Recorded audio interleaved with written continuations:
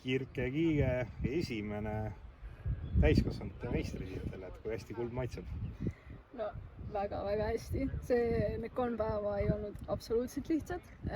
Väga tugevad vastased kõik päevad. Väga tugev tuul kõik päevad. Et väga-väga madus on. Väga-väga hea ja suur moment elus. Mis võidu tõi, milles olid sa siis kindlam teistest konkurentidest?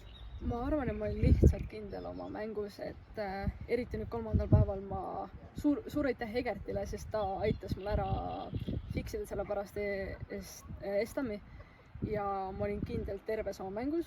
Ma sain väga rahulikult mängitud ja mul ei olnud mingit probleemi, et ma sain nautida mängu natukene rohkem, kui ma oleks arvanud, et ma saan.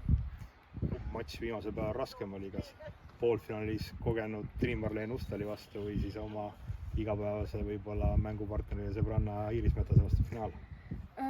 Ma arvan, et muidugi oli Triinuga matš väga-väga tugev ja väga tore oli temaga mängida, aga ma olen Iirist teadnud mitu aastat, ma tean, kui hästi ta mängib, ma tean, kui tugev ta mentaalselt on, nii et ma arvan, et see viimane matš, mille me koos mängisime, see oli väga närvirohke ja väga põnev, sest sealt ei olnud kindlat võitjat enne mängu teada, et meil oli väga tasavägine mäng ja väga tore oli temaga mängida.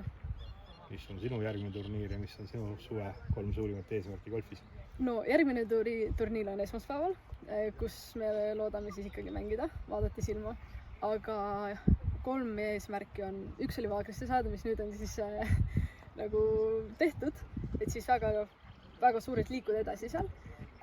Eesti löögimängu meistrivõistlustel väga tahaks ära võita selle ja väga püüda Eestit esindada ja heade skooridega mängida välismaal. See on minu 3 eesmärki. Edu nende saavutamisel. Aitäh!